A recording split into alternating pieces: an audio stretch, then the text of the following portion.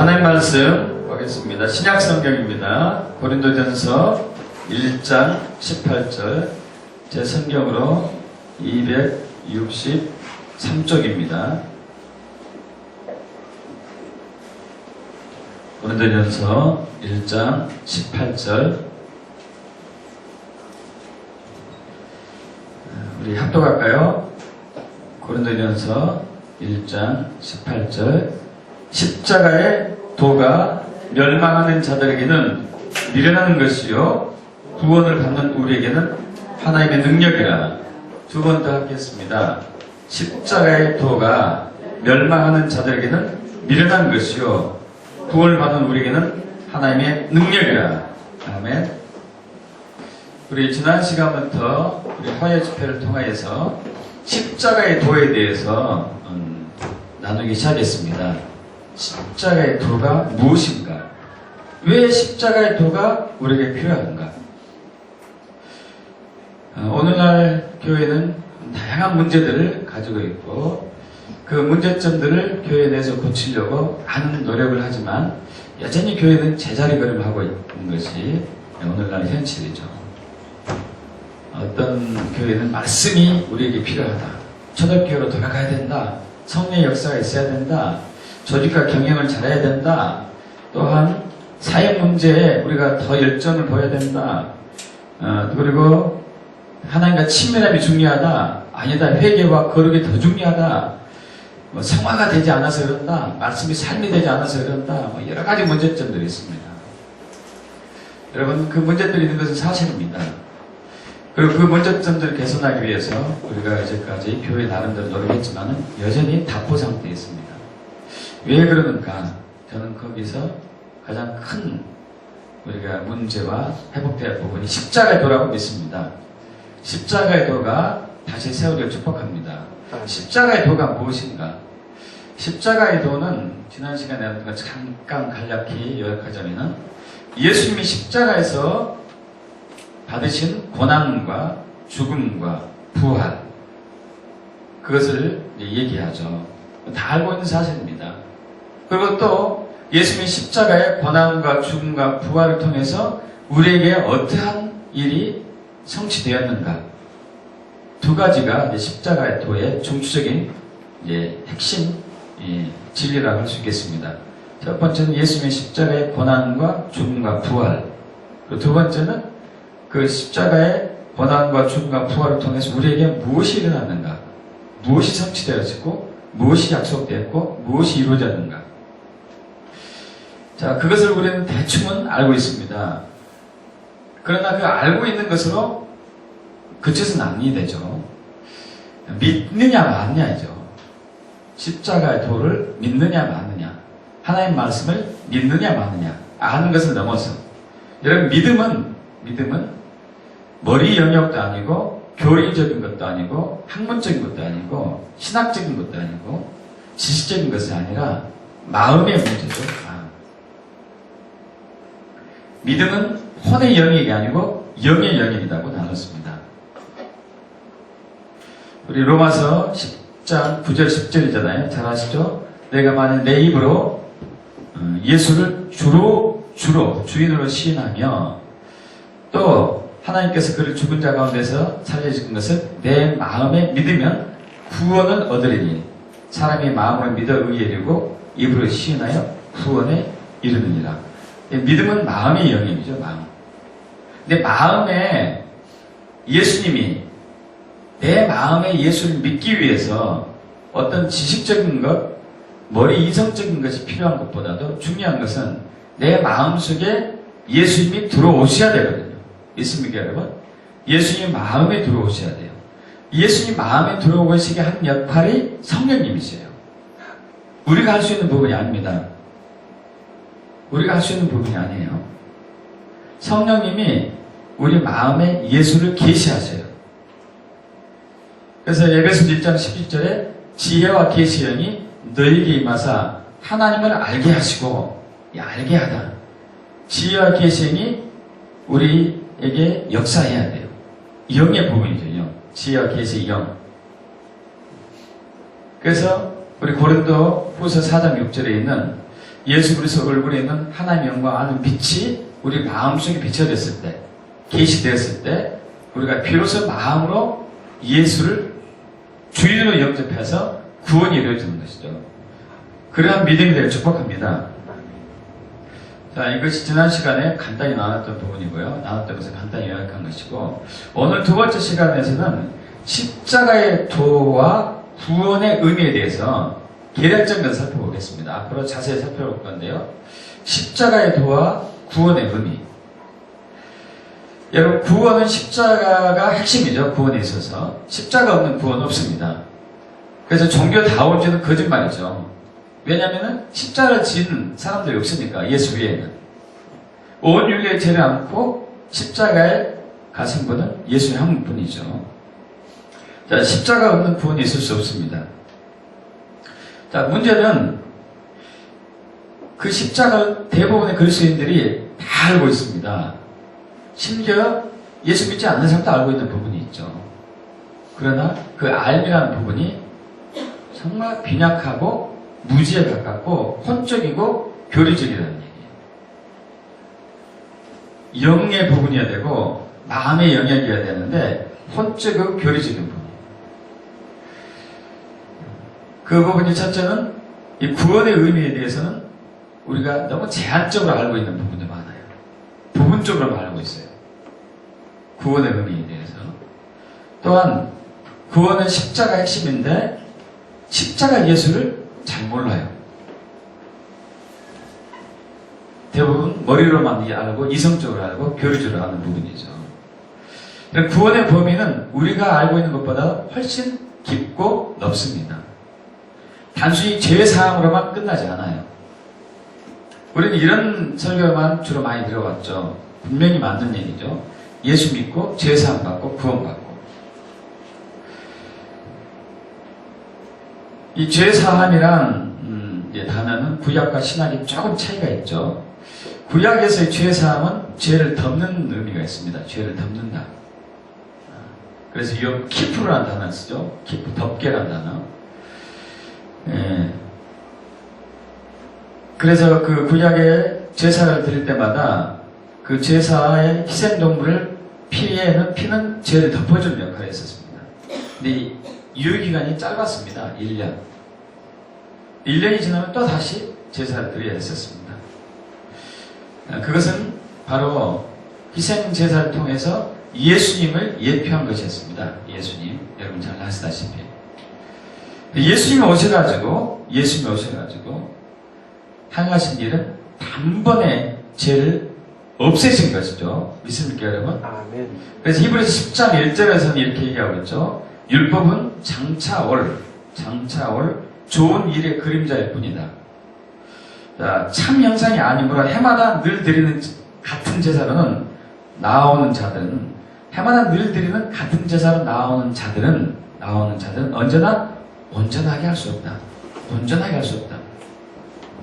구약의 제사로는 죄를 온전하게 처리할 수 없었습니다.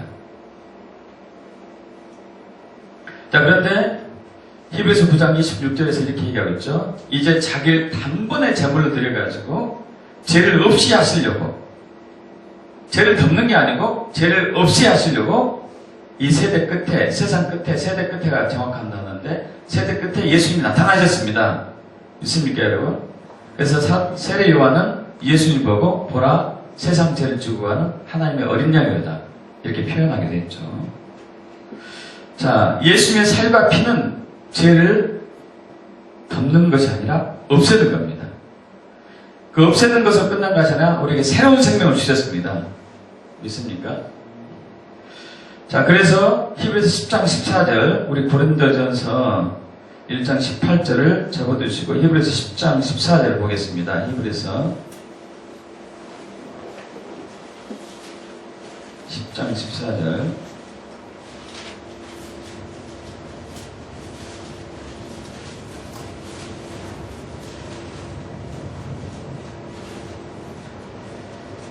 자, 10장 1절을 아까 제가 읽었는데 1절을 읽고 14절도 읽겠습니다. 함께 합동합니다. 10장 1절 율법은 장차 올 좋은 일의 그림자일 뿐이요 참 형상이 아니므로 해마다 늘 드리는 같은 제사로는 나아오는 자들은 언제나 온전하게 할 수 없느니라. 자, 옛날의 제사는 온전하게 할 수 없었습니다. 온전하게 할 수 없었습니다. 그래서 14절 합독합니다. 그가 거룩하게 된 자들을 한 번의 제사로 영원히 온전하게 하셨느니라. 할렐루야. 여러분, 온전하게 하다는 단어에 집중하시기 바랍니다. 온전하게 하다.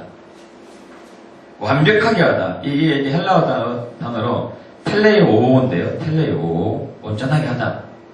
옛날에는 온전하게 할 수 없었습니다. 옛날에는. 그러나 예수를 통해서, 십자가 예수를 통해서 온전한 역사가 일어난 것이죠. 그것도 영원히 온전한 것. 여러분, 영원히 온전하다는 것에 초점을 맞추시기 바랍니다. 영원히 온전한 겁니다. 부분적인 온전함도 아니에요. 순간적인 온전함도 아니에요. 영원한 온전함입니다. 영원한 온전함. 여러분, 그 요한복음 19장 30절에 보면은 예수님이 십자가에서 돌아가시면서 하신 말씀 중에 한 말씀이 있습니다. 다 이루었다. 다 이루었다. 테텔레스타이 혹은 텔레오. 아까 이제 그 온전하게 하다. 온전하게 하다. 그것이 텔레오라는 단어고, 다 이루었다. 텔레오. 이게 똑같은 단어에서 나왔거든요. 텔로스라는 단어에서. 끝. 완전. 완벽이라는 단어에서 나왔습니다. 자, 이 온전한, 모든 면에서 온전합니다. 현세에서 영혼까지. 육적인 것, 영적인 것, 혼적인 것, 선심적인 것, 마음적인 것, 모든 부분, 물질적인 것, 건강뿐만 아니라 모든 부분에서 완벽한 것, 온전한 것을 얘기하죠. 첫째는 예수님께서 십자가를 지심으로 우리는 죄에서 용서를 받았습니다. 믿으시죠? 그건 분명히 다 믿는 사실이에요. 근데 그것뿐만 아니라 예수님이 십자가를 지심으로 우리는 질병에서 치유함으로 나아가죠. 믿습니까? 우리 이사야 53장 잘 아시잖아요. 53장 4절 5절 제가 읽겠습니다. 그는 실로 우리의 질고를 지고 우리의 슬픔을 당하였거늘 그는 우리는 생각하기를 그가 징벌을 받아 하나님께 맞으며 고난당한 하였노라. 그가 찔림은 우리의 허물 때문이요 그가 상함은 우리의 죄악 때문이라. 그가 징계를 받음으로 우리는 평화를 누리고. 하나님과 원수였던 저와 여러분이 예수님의 십자가를 통해서 화평하게 되었습니다. 죄인에서 의인으로 바뀐 것이죠. 또한 그가 채찍에 맞음으로 우리는 나음을 입었도다. 질병에서도 치유함을 받았습니다. 믿습니까, 여러분? 질병에서도 치유함을 받았어요. 여러분, 십자가는 질병을 치유하는 능력이 있습니다. 믿습니까? 십자가에 질병이 치유하는 능력이 있어요.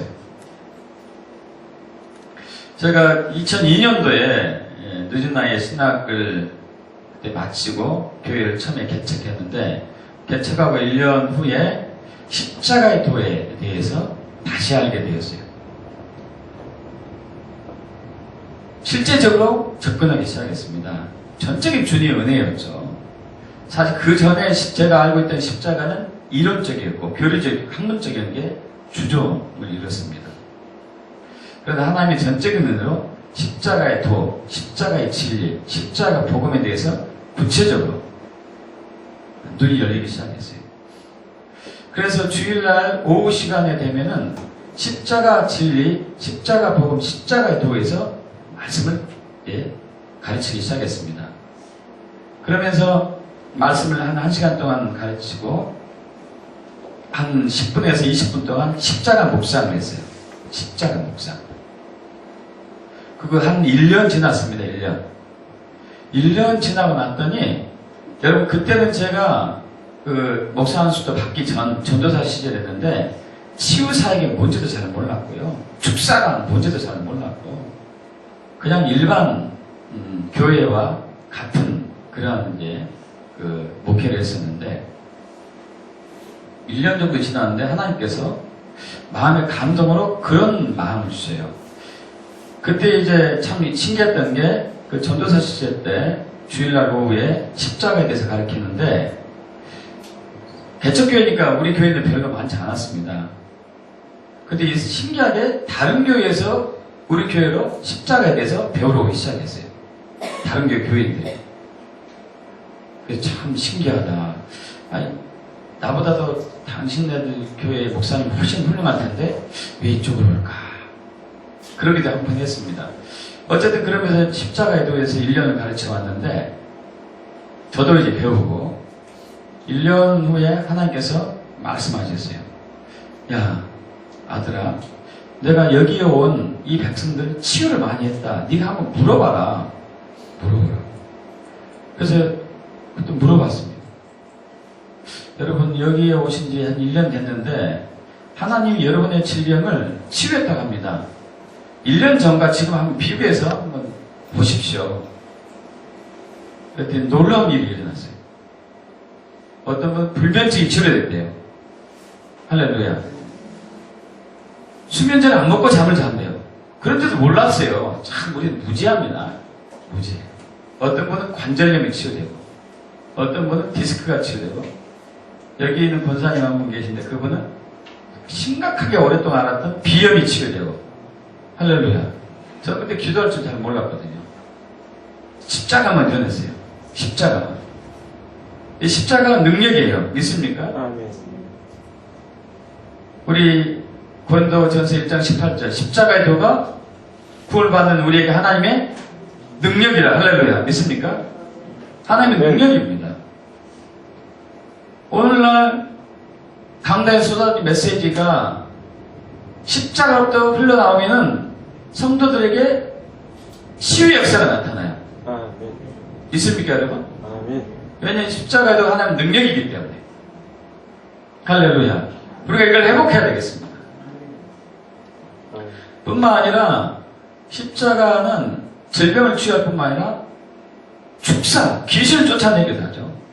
귀신을 쫓아내기도 합니다.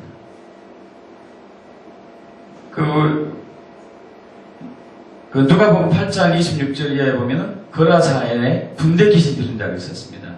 예수님이 한 번에 군대 귀신 들린 자들, 군대 귀신들을 다 쫓아냈죠.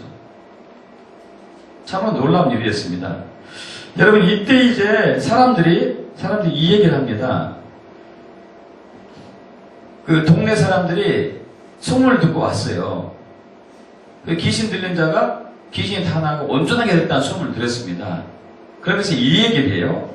누가복음 8장 26절에 귀신 들렸던 자가 어떻게 구원받았는지를.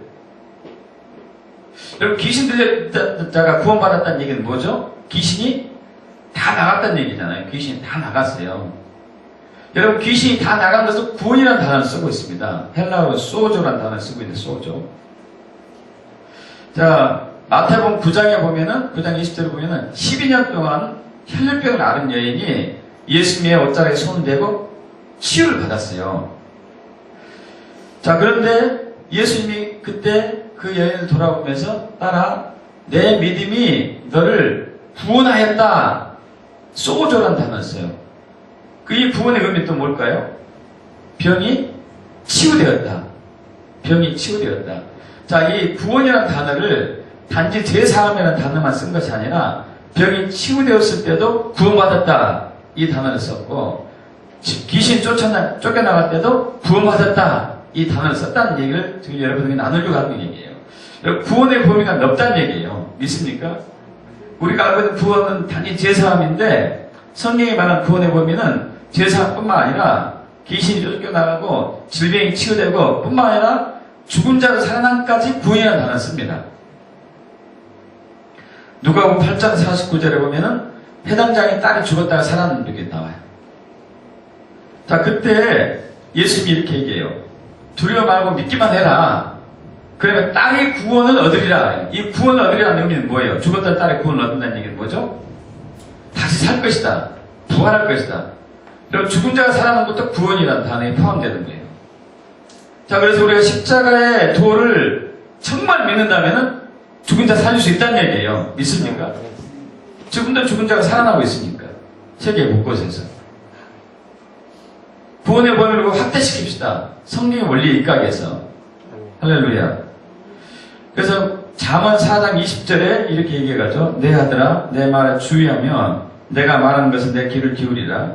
그것을 내 눈에서 떠나지 않게 하며 내 마음속에 지키라 하면서 그것을 얻은 자는 생명이 되며 그의 온 육체, 온 육체의 건강이 됨이니라. 여러분, 하나님 말씀에 온전히 순종한 것은 온 육체, 전체, 모든 것에 건강을 준다는 얘기예요. 부분적이 아닙니다. 부분적. 히브리 원전에서 건강을 약이라고 했어요. 약. 그러니까 건강과 이 십자가는 밀접한 관련이 있다는 얘기를 하고 있죠. 종합 이 전체적인 것을 앞으로 훑어보겠지만은 하나하나 자세히 훑어보겠지만 이제 시간이 없으니까 전체적인 것을 앞으로 얘기할 것은 나누겠습니다. 간략하게. 여러분, 십자가는 우리를 죄에서 거룩한 의인을 회복했습니다. 믿으시죠? 십자가는 질병에서 건강한 치유를 회복했습니다. 믿으시죠? 십자가는 우리의 저주의 삶에서 축복의 삶을 바꿨습니다. 믿으시죠? 십자가는 우리를 사망과 죽음에서 부활과 생명을 바꿨습니다. 믿으시죠? 십자가는 우리를 가난에서 부유하게 하셨습니다. 믿으시죠? 또 십자가는 우리를 수치와 부끄러움에서 영광으로 바꾸셨습니다. 믿으시죠? 십자가는 우리를 옛사람에서 새 생명으로 바꿨습니다. 우리를 육체로부터 영적인 사람으로 바꿨어요. 우리를 자아를 죽이고 정말 예수가 우리 주인이 되게 하셨어요. 율법으로부터 우리를 자유케 하셨어요. 이 세대와 이 세상으로부터 우리를 해방시킨 게 십자가예요. 이 모든 것이 십자가를 통해서 이루어졌습니다. 여러분, 그것이 다 저와 여러분들에게 축복합니다. 근데 문제가 우리 것이 안 되고 있어요. 십자가 능력이 안 되고 있어요. 모든 삶의 영역에서 우리는 역사가 나타나지 않고 있어요. 왜냐하면 아직 십자가를 몰라요. 십자가 도를 알지 못해요. 그러나 주님의 은혜로 이제 말세 예수의 재림을 앞두고서 성령님은 우리에게 십자가를 회복하고 있습니다. 이것이 저와 여러분의 큰 은혜죠. 그래서 예수님이 십자가에서 온전히 성취하신 것이 우리의 삶에 나타나고 그 십자가 능력으로 드러나기 위해서는 우리가 먼저 알아야 될 것이 있어요. 하나님의 의와 우리의 의를 먼저 구별하는 분별력이 필요해요. 자, 로마서 10장 1절 보겠습니다. 1절에서 3절까지 로마서. 왜 이 말씀을 제가 나누냐면은 우리가 그 믿음을 혼돈하고 있기 때문에 그래요. 믿음이. 로마서 10장 1절에서 3절까지 합독합니다. 형제들아, 내 마음에 원하는 바와 하나님께 구하는 바는 이스라엘 위함이니 곧 그들로 구원을 받게 함이라.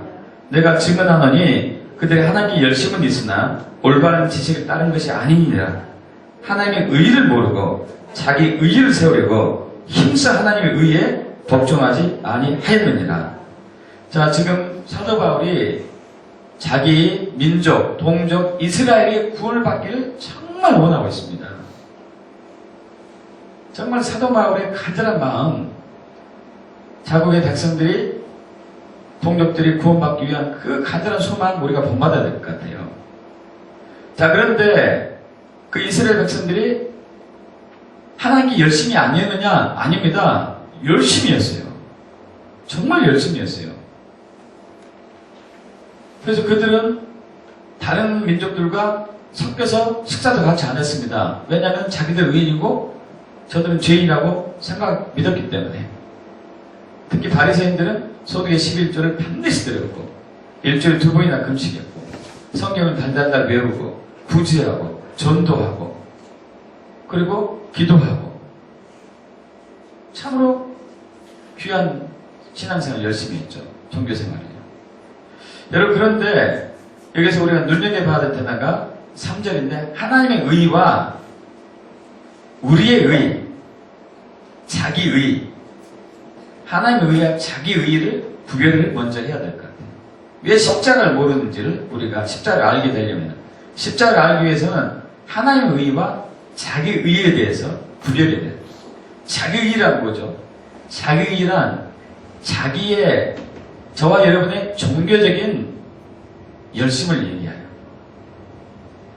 두 번째는 율법 행위. 이것이 자기 의예요. 자기 의. 종교적인 열심이라는 얘기는 기도, 금식, 헌금, 구제, 전도, 봉사 이런 것을 종교적 열심이라고 얘기할 수 있겠죠. 이것을 열심히 하는 것.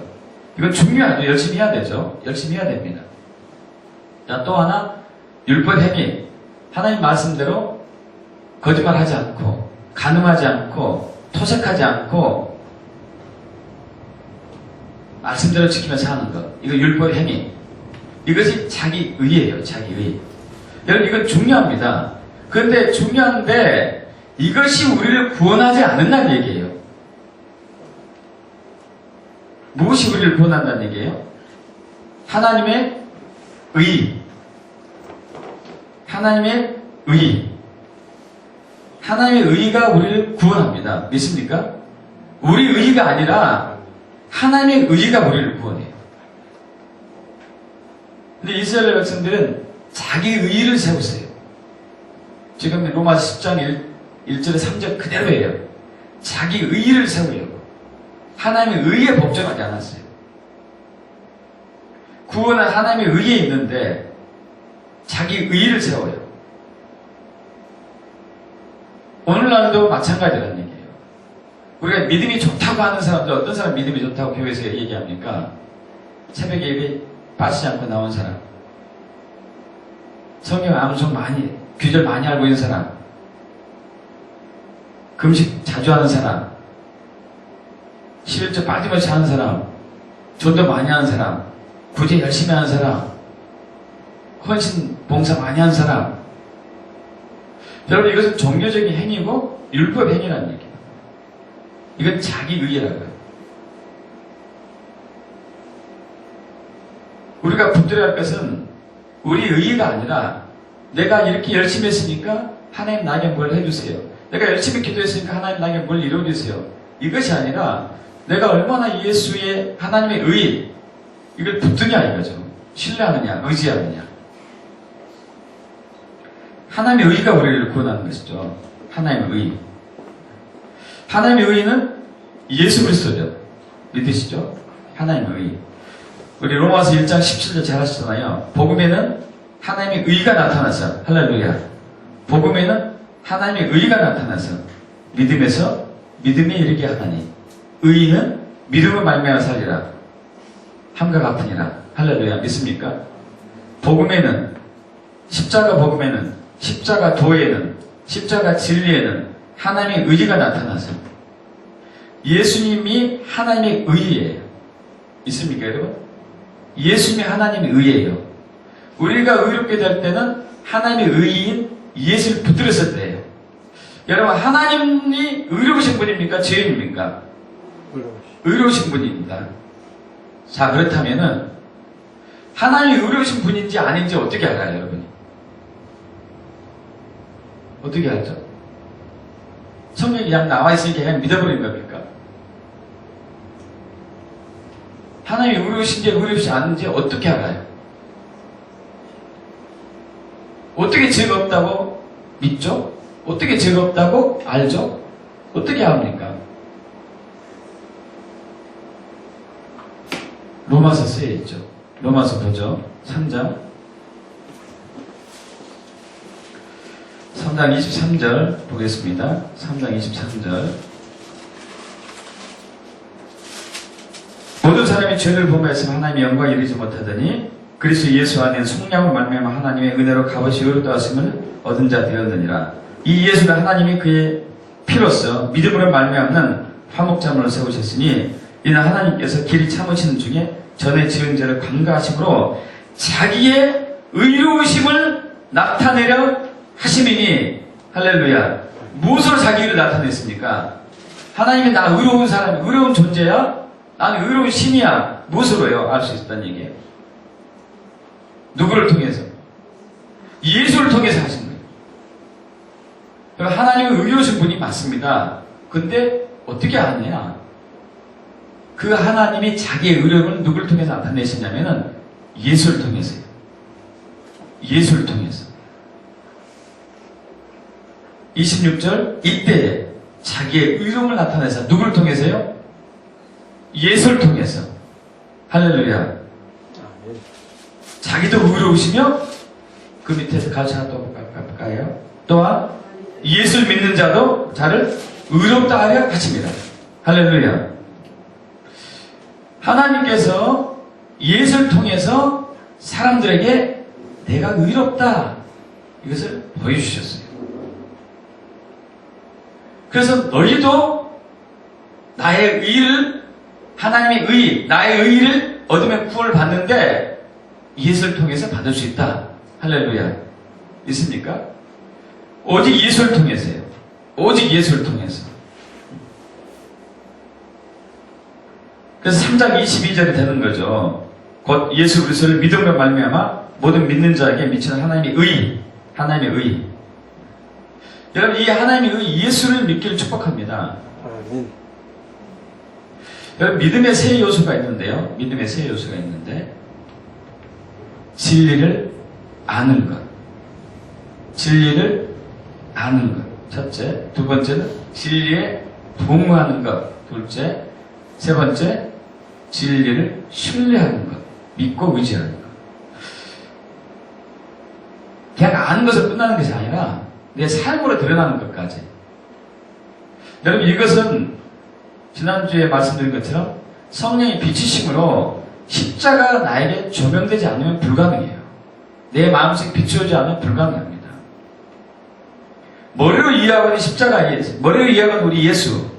이 예수로만은 우리 삶에서 아까 말씀드린 대로 질병이 치유된다거나 저주가 풀려나간다거나 가난이 없어진다거나 죽은 자가 살아난다거나 또한 뭡니까? 죽음이 두렵지 않다거나 순교의 삶이 두렵지 않다거나 이런 것이 일어나지 않는다는 얘기예요. 그래서 십자가 예수가 저와 여러분 안에 성령의 비추심으로 선명히 계시될 때는 달라져요. 여러분 그렇게 되길 축복합니다. 머리로 이해하는 것이 아니라 마음으로. 믿음은 마음의 영역입니다. 머리의 영역이 아니에요. 영의 영역이에요. 혼의 영역이 아니라 영의 영역이고 머리의 영역이 아니라 마음의 영역이죠. 마음의 영역이에요. 여러분 십자가 예수를 경험할 축복합니다. 십자가 예수를 경험하셔야 돼요. 직접적으로.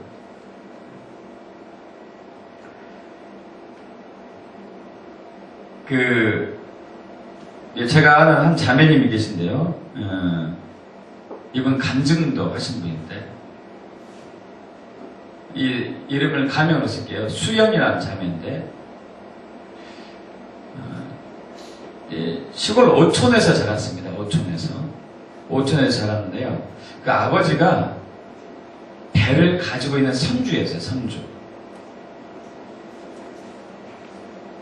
근데 이 수영이라는 자매가 10살 때 아버지가 이제 선주였는데 어부들이 그 아버지의 배를 타고 고기를 잡는 도중에 풍랑으로 인해가지고 태풍으로 인해가지고 거기 있는 사람이 다 죽었어요.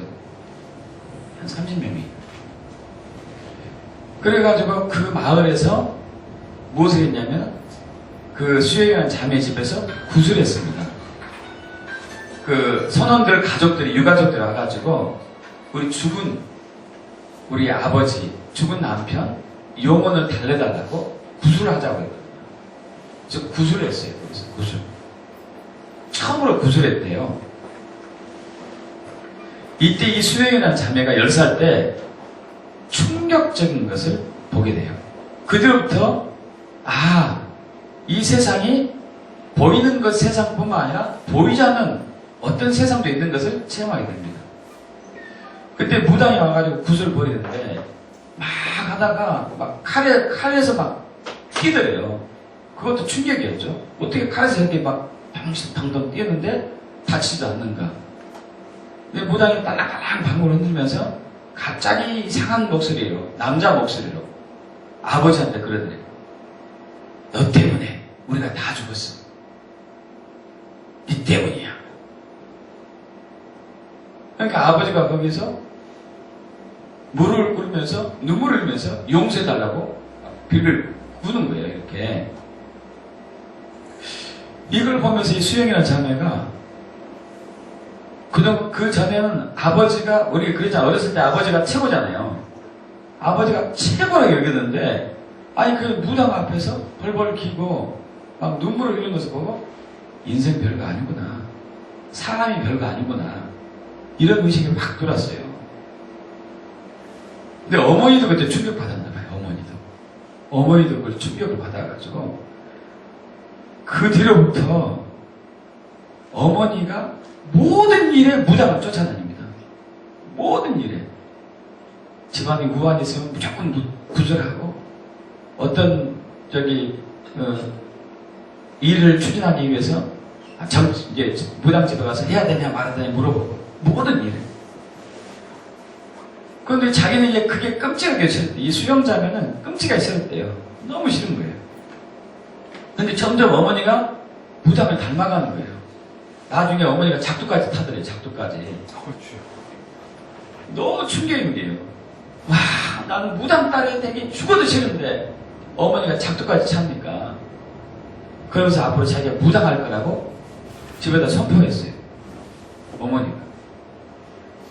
그러니까 거기서 또 한 번 충격을 받고, 자기 아버지와 가족들이 다 말렸죠. 전부 결사반대, 죽어라고 반대해가지고, 겨우 어머니는 무당은 안 되는데, 그럼에도 불구하고 무당이 하는 모든 것을 다 따라서 했어요. 그리고 무당도 얘기했대요. 너희 엄마한테 신이 내렸다. 동자성이 들어갔다. 이제 너희 엄마는 무당이 돼야 된다. 무당 딸은 결혼하면 안 된다 해가지고 이 수영자매에게 엄마가 결혼하지 말라고 한 거예요.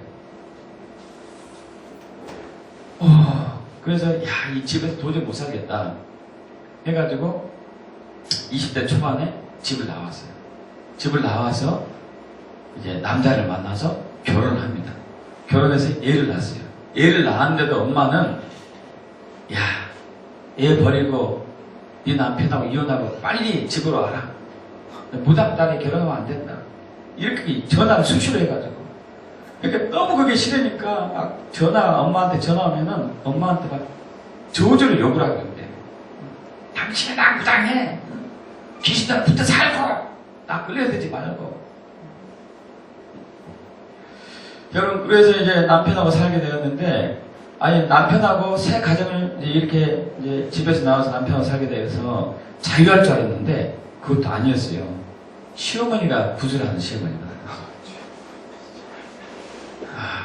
정말 참 운명 기구하죠. 큰아이가 5살이 되었을 때, 시어머니가 점장이 한테 다녀와가지고 한 얘기가 그거였대요. 올해 너 저애 데리고 절대 상가집 가지 말아라. 상가집 가면은 저애 큰일 난다. 절대 내 마음대로 해라. 뭐 사람이 그렇게 살 수 없잖아요. 자기 이제 그 가까운 친척이 이제 시댁에 가까운 친척이 친정 가까운 친척이 돌아가셔가지고 그 큰아이를 데리고 둘째 낳기 전에 그 애를 데리고 상가집을 다녀온 거예요. 다녀왔는데 애가 그때 열이 났어요. 얼굴이 펄겋게 달아오르고 열이 나고 온몸이 열이 나고 병원에 갔는데 주사를 맞아도 약을 먹어도 열이 내리지 않는 거예요. 그래서 어떻게 할까 고민했는데 시어머니가 무당을 불렀어요. 결국에 무당을 불러가지고 굿을 버리는데 굿을 버리는 과정 속에서 얘가 열이 떨어졌어요. 얼굴을 보는데 굿을 버리니까 열이 점점 내려오는 게 보이더래요. 이게 거기에 또 충격을 받았어요. 나는 죽어도 무당을 싫은데 아니 집에서 그렇게 무당한테 괴로움을 받았는데 여기서도 괴로움을 당하구나. 내 인생을 어떻게 할까. 기구하다 내 운명. 정말 팔자가 정말 한심하구나. 그렇게 하다가 얼마 후에 둘째 아이를 임신했습니다. 둘째 아이를 임신했는데 이 아이는 또 어떻게 될까 이게 걱정인 거예요. 그러던 도중에 누군가로부터 예수 믿으면 귀신이 쫓겨나간다는 얘기를 들었어요. 할렐루야. 그래서 성당에 다녀봤습니다. 별 효과가 없는 거예요. 별 느낌도 없고. 교회를 가자고 그러는데 교회를 갈까 말까 하다가 교회도 가도 별볼이 없겠지 하면서 그래서 혹시 성경 읽으면 좀 어떻게 될까 하고 성경 읽기 시작했어요. 성경 읽으면서 주님, 하나님, 예수님 모르니까 내 뱃속에 있는 아이는 정말 이 저주의 운명을 태어나지 않게 좀 해주면 안 되겠습니까? 하고 간절한 마음으로 성경을 읽기 시작했습니다. 그러다가 이제 때가 돼서 둘째 아이가 태어났는데 둘째 아이는 더 고통스러웠어요. 어디가 고통스러웠냐면 이 아이는 태어나서 밤 12시가 딱 되면 울기 시작하는 거예요. 새벽 4시까지. 하루도 빠짐없이. 얼마나 고통스러워요, 얼마나. 그렇게 몇 년을 흘려보냅니다. 몇 년을. 4년인가 그렇게 지났는데, 이 아이가 둘째 아이가 4살 되던 이제 신랑이 지방으로 정금 가가지고 잠시 시어머니와 같이 살게 되는데, 시부모와 같이 살게 되는데, 구슬하재요, 구슬. 도저히 못 살겠다고 하면서, 우리가 도저히 못 살겠다, 구슬하자. 이 수영자는 절대 구슬 죽어도 싫다고 거절하고, 다시 이제, 분가해가지고, 다시 가족들만 사는데, 얘가 5살이 되는 중에도 불구하고, 계속 12시만 되면 울기 시작하고, 신랑은 이제 안고 밤에 돌아다니고, 어떤 날은 울음소리가 2시간 만에 그치는 경우가 있는데, 잠을 자는 게 아니고 4시까지 논대요. 4시까지. 4시 지나면 잠이 들기 시작하고. 그런데 한 번은 이제 알바로 이제 어느 가게에서 일을 하고 있는데, 그때 이제 둘째 아이가 이렇게 같이 옆에 있었나 봐요. 근데 그 손님 중에 한 분이, 둘째 아이를 보면서, 얼굴이 어둡네요? 이렇게 얘기하더래요. 이 얘기를 듣고 이 자매님이 충격을 받았어요. 내 아이는 절대 어둡지 말아야 되고, 밝게 자라기 소원했는데. 그래서 이제 이것을 감추고, 이거 어둡다뇨. 봐요, 얼마나 잘 웃고, 쾌활한데, 성격 좋아요. 이렇게 얘기했어요. 사실 또 외적으로는 그렇게 보이고. 그러니까 그분이 한 얘기가, 아니요, 이 아이는 영적인 어둠이 있습니다. 덜컹한 거예요, 덜컹. 그러면서 주변에서 그때부터 계속 이제 이분에게 다시 전도의 바람이 불었는지, 어쨌든 교회 갔어요. 우리 아이가 그런 상태라는 것을 또 얘기도 하고, 교회에서 예수 믿으면 다 한다는 얘기를 듣고 갔습니다. 한 달, 2달, 3달 지나도 아무런 변화도 없어요. 이 교회를 계속 다녀야 되냐 말아야 되냐 이제 갈림길이에요. 자기의 느낌도 없고, 목사님 말씀은 예수님이 우리 죄를 위해 죽으셨고 고난당하시고 죽으셨고 부활하신 예수님 이를 믿으시면은 우리에게 구원의 역사가 일어나고 능력이 나타납니다. 그런커녕 전혀 반응이 없거든요. 야, 이거 포기해야 되겠다 이렇게 하고 있는데, 어느 날 한 번은 그 교회에 어느 전도사하고 자기하고 이제 벤치에 앉아서 얘기를 하고 있었어요. 근데 그때 이제 자기 둘째 아이가 5살 되는 둘째 아이가 자기 무릎에서 이렇게 이제 하늘을 쳐다보고 있는데, 갑자기 둘째 아이가 그러는 거예요. 엄마, 눈이 부셔. 자꾸 눈이 부셔. 왜 눈이 부시는데? 이게 뭐가 반짝반짝해. 뭐가 반짝반짝하는데? 뭐가 반짝하는데? 예수님이 반짝거리는 것 같아. 할렐루야. 예수님이 반짝거리는 것 같아. 눈물이 나는데? 눈을 못 뜨겠는데? 근데 이제 이 어머 수영자면은 그 전도사하고 얘기를 막 하고 있는 동안에 흘려보냈어요. 그리고 끝났습니다. 근데 기적은 그날부터 일어났어요. 얘가 울지 않고 자요. 할렐루야. 얘 십자가 예수를 만난 거예요. 얘가 울지 않고 자는 거예요. 그래서 신랑하고 자기하고, 걔가 울지 않고 잤어. 뭔 일이지? 그 다음날도 그래야 되나? 그 다음날도 일주일이 지나고 열흘 지나고 한 달 지나도 계속 자는 거예요. 근데 더 놀라운 일이 일어나는데, 이 아이가요 주일날 되면은 한 7시에 제일 먼저 일어나서 세수하고 옷 입고 가방 들고 교회 버스 기다려요. 혼자 교회 가요. 할렐루야. 얘가 십자가 예수를 만난 거예요. 여러분 믿습니까? 혼자 교회. 더 놀라운 일이 일어났어요. 유치원 다니는 6살 유치원 다니잖아요. 유치원에 가서 전도를 하는 거예요. 전도를. 할렐루야. 친구들이 예수 믿으라고. 만나게 하면 예수 믿으라고. 그러니까 이 유치원 친구들이 제만 오면 도망가는 거예요. 도망가는 거예요. 이야, 그런데요. 도망가니까 예수를 안전한 게 아니었어요.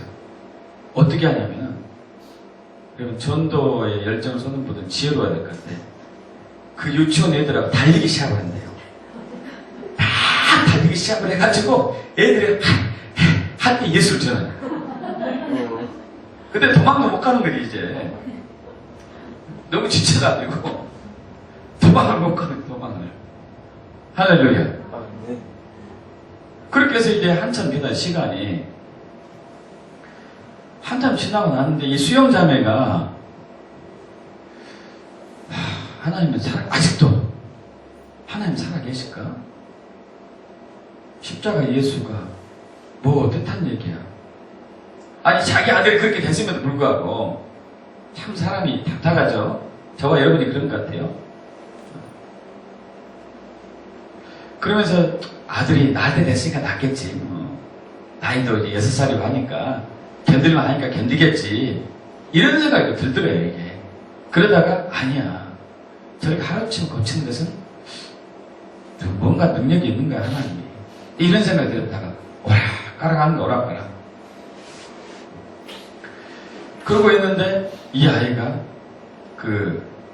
둘째 아이가 아파트에서 자기 집에서 창문으로 비행기를 날리는 비행기, 종이 비행기요, 적어가지고.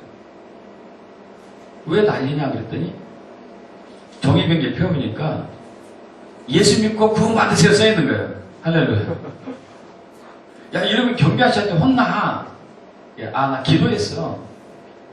무슨 기도? 이것을 아빠가 보고 예수 믿으라고. 할렐루야. 얼마 후에 아빠가 예수 믿었어요. 그 아이는 그렇게 기도했대요. 하나님, 저 경비 아저씨가 이 종이비행기를 치고 전에 우리 아빠가 이 종이를 보게 해달라고. 할렐루야. 또 큰아이가 10살이 된 큰아이는 만성 비염으로 콧물이 쉴 새 없이 나오는데 그 둘째 아이가 오늘 갑자기 큰아이의 머리에 코에 손을 얹고 예수 그리스도 명하니 비염은 치유될지어다. 그날로 치유됐어요. 할렐루야. 그래서 엄마가 그랬더니 야, 어떻게 이것이 될 수 있냐 그랬더니 엄마, 믿으면 돼. 믿으면 돼. 정말 믿기를 축복합니다. 아멘. 정말 믿기를 축복합니다. 아멘. 천국은 마음이 있는 거야. 성령을 내 마음의 주인으로 모시고 내가 믿음으로 선포하면 치유가 돼. 할렐루야. 믿습니까 여러분? 아멘. 여러분 그 믿음이 되길 축복합니다. 그 십자가 예수예요. 십자가 예수. 이 수영 자매가 그때 이제 마음을 다잡기 시작했어요. 남편도 예수 믿기 시작하고 교회 나오기 시작하고 둘째 아이가 그렇게 완전히 극적으로 치유되고 변화됐고 첫째 아이의 비염이 치유되고 살아야겠다. 나도 믿어봐야 되겠다. 나도 저처럼 부활의 십자가 예수를 만나봐야 되겠다. 그래서 이분이 그때부터 교회에 갈 때마다 참 경건한 마음, 적극적인 자세를 가지고 신앙생활을 시작합니다. 얼마 후에 이분도 십자가 예수를 만났어요. 할렐루야. 십자가 예수를 만나요. 그래서 구원의 확신을 받는. 여러분 십자가 예수를 만나는 축복합니다. 우리는 그냥 예수를 찾아요. 그냥 예수. 아니에요. 십자가 예수예요. 바울이 전한 복음도 십자가에 못 박힌 그리스도를 전하니 이랬어요. 믿습니까?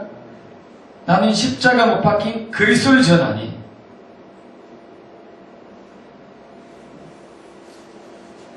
여러분 로마서 10장 9절에 내가 만약 내 입으로 예수를 주로 시인하며 또 그를 하나님께서 죽은 자 가운데 살린 것을 내 마음에 믿으면 구원 얻으리니. 여러분 예수를 주로 시인하는 이 믿음이 되길 축복합니다. 아멘. 예수님이 여러분 주인이 돼요. 주인. 여러분 예수님이 주인이라는 얘기는 이제 더 이상 내가 내 삶에 내가 주인이 아니라는 얘기예요. 예수님이 주인이라는 얘기예요. 예수님이 주인이 되었을 때 예수님의 능력이 나타나요. 할렐루야. 내가 주인이 되면은 능력의 삶을 살 수 없어요. 여러분 그러지 않습니까? 사람의 능력으로 서로 대결하고 서로 부딪히고 힘이 센 사람이 이기고 마는 거죠. 그러나 내 안에 예수가 주인이 되면은 예수의 능력으로 사는 것이죠. 아멘. 믿습니까? 예수의 능력으로 살아요. 내 안에 예수님이 주인이 되었을 때. 근데 내 안에 예수님이 주인이 되려면은 또 하나님께서 그를 죽은 자 가운데 살리신 것을 내 마음에 믿어야 돼요. 예수님이 나를 위해서 십자가에서 고난당하시고 죽으시고 부활하신 것을 내 마음에 믿으려면은 성령님께서 저와 여러분 마음 안에 예수님을 아까 그 10살 아이처럼 계시해 주셔야 돼요. 오셔야 된다니까요. 오셔야 돼요. 그렇지 않고 성경을 통해서 예수에 관해서 아는 것은 이론적으로 아는 것이고 지식적으로 아는 것이고 교리적으로 아는 것이고 학문적으로 아는 것이고 신학적으로 아는 것이에요. 이것은 이거 머리에 있는 것이고 이론이 있기 때문에 능력은 나가지 않습니다. 나쁘다는 것은 아니죠. 그러나 성령이 비추시고요. 저와 여러분이 마음으로 믿었을 때는 그때 예수님이 나의 진정한 주인이고 나는 더 이상 내가 주인이 아니라는 것을 부인하는 자기 부인의 삶이 되기 때문에 능력이 나타나기 시작해요. 그런 삶을 살 축복합니다. 그래서 초대교회 교인들은 그러한 신앙을 가졌어요. 그래서 사도들뿐만 아니라 제자들, 집사들도 능력을 행했어요. 믿습니까, 여러분? 능력이 행했어요. 빌립이 능력을 행했고. 여러분, 능력이 만사는 아닙니다. 그러나 십자가가 우리에게 확실한 믿음으로 와닿는다면 자연스럽게 능력은 드러나게 되어 있어요. 할렐루야. 믿습니까, 여러분? 이제 우리가 붙들어야 할 예수는 십자가 예수예요. 십자가 고난, 죽음, 부활하신 예수님. 이것을 마음으로 영적으로 깨달아서 마음으로 믿는 것은 내가 그분이 죽었을 때 저와 여러분도 죽은 거예요. 믿습니까? 저와 여러분 옛사람이 죽었고 악한 본성이 죽었고 죄성이 죽었고 자아가 죽었고 육체가 죽었어요. 또 그분이 부활할 때 우리는 새 영을 받았고 새로운 사람 피조물로 태어났습니다. 믿습니까? 성령이 안에 거하면서 새 영을 받은 것이죠. 이 영적인 사람은 옛날의 육적인 사람과 완전히 다르죠. 하늘과 땅이 차이 나는 것보다 더 달라요. 여러분 십자가 예수가 여러분 안에 비춰주기 축복합니다. 아멘. 그것에서 구원이 나와요. 죄사함뿐만 아니죠. 병고침, 부요함, 저주가 끊어진 축복된 삶, 형통하는 삶, 사망과 죽음이 두려워하지 않는 승리하는 삶.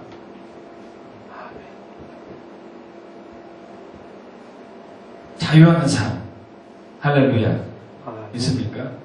요한일서 우리 5장 18절에 보면은 예수를 믿는 자에게는 악한 자가 만지지도 못한다 그래요. 할렐루야. 믿습니까, 여러분? 악한 자가 만지지도 못해요. 세상은 악한 자에 속해 있지만은 저와 여러분은 예수께 속해 있습니다. 할렐루야. 십자가 예수를 믿읍시다. 십자가 예수를 만납시다. 십자가 예수를 만나길 구합시다. 성령님께서 십자가 예수를 내 마음에 비춰달라고 기도합시다. 이때 진정한 구원이 있습니다. 구원의 의미는 폭이 넓어요. 그러한 삶을 누리기 축복합니다. 기도하겠습니다. 우리가 방금 이게 말씀에서 나왔던 것처럼 주님 그렇습니다. 우리는 예수가 아닌 십자가 예수가 우리의 진정한 구원임을 믿습니다. 이제 이것을 이제까지 머리로 교리적으로 학문적으로 신학적으로만 그쳤지만 이제는 성령의 비추심으로 마음으로 깨달아 알길 원합니다. 성령님 저에게 비춰주세요. 조명해주세요. 그래서 모든 삶에 있어서 구원의 역사가 능력이 나타나기를 원합니다. 그렇게 될 것을 믿습니다. 한번 기도하겠습니다. 아버지 하나님, 그렇습니다. 맞습니다. 우리는 예수, 단순한 예수가 아닌 십자가 예수, 그리스도의 예수, 십자가에 못 박힌 그리스도를 믿는 것이 진정한 구원임을 성경에서 말하고 있는 것을 믿습니다. 주여, 그동안 우리는 이론적인 예수, 교리적인 예수, 학문적인 예수, 지식적인 예수, 머리로만 이해한 예수에 그쳐왔습니다. 그래서 우리 삶에 능력이 없었습니다. 십자가 도가 멸망한 자에게 미련한 것이지만 구원받는 우리에게 하나님의 능력이 와 있는데 주님, 우리는 미련한 사람에 그쳐있습니다. 능력으로 나타나지 않았습니다. 우리 신앙이 정말 왜곡된 부분이 있었으면 시인합니다. 잘못된 부분이 있었으면 인정합니다. 우리의 연약함, 우리의 부족함, 국리를 봐주시옵소서. 이 시간 우리가 회개합니다. 이제까지 우리는 우리 율법의 행위와 종교적인 열심을 붙들고 이것을 의지해가지고 우리 스스로 무릎당하는 자기 의에 거기 신앙에 빠져 있었습니다. 주님, 이제 우리는 십자가에 못 박힌 그리스도, 하나님의 의만이 우리를 거룩하게 할 것을 믿습니다. 그래서 우리가 하나님의 의인 예수 그리스도, 십자가 못 박힌 그리스도를 알기를 원합니다. 당신을 만나기를 원합니다. 머리에서가 아닌 마음에서 만나기를 원합니다. 성령님 비춰주세요. 비춰주세요. 알게 해주세요. 알게 해주세요. 조명해주세요. 조명해주세요. 계시해주세요. 계시해주세요. 그래서 우리 마음판에 십자가 예수, 십자가 못 박힌 그리스도를 계시해주세요. 우리가 그것을 마음으로 해서 알 때 비로소 예수님이 나의 주인으로 모시고 섬기고 당신이 온전히 순종한 삶을 살 것을 믿습니다. 십자가의 도가 능력으로 나타날 것을 믿습니다. 우리의 모든 종을 끊어낼 것입니다. 우리의 모든 질병을 치유할 것입니다. 우리의 모든 가난을 제거할 것입니다. 우리의 죽음과 사망에서 부활하게 생명을 변화시킵니다. 또 우리를 형통하게 할 것이며 우리의 부끄러움과 수축에서 영광의 삶을 바꿀 것이며 이 세상의 이 시대에 약할 수는 없도록 우리를 자유케 할 것이며 율법으로부터 자유케 할 것이며 또한 옛사람, 또 악한 번성과 또 우리 자아와 육체로부터 우리는 완전히 자유케 할 것을 믿습니다. 구원의 의미가 더 영적으로 깊고 확대되어서 완전하게 우리의 것이 되기를 원하오니 주여 우리에게 신뢰를 하시고 계시해주세요. 이것을 한 분 한 분들 예수를 축복합니다. 축복합니다. 축복합니다. 주님 영광 받아주세요. 할렐루야. 감사합니다. 감사합니다. 아버지 하나님, 이 시간 겸손하게 십자가를 바라봅니다. 온 인류의 죄를, 그리고 우리의 죄를, 나의 죄를 대속하고자 십자가에서 고난당하시고 죽으시고 부활하신 예수님, 진정 십자가 못 박힌 그리스도 예수가 우리의 주인임을 고백합니다. 이제 이러한 예수를 우리가 마음으로 알기를 원합니다.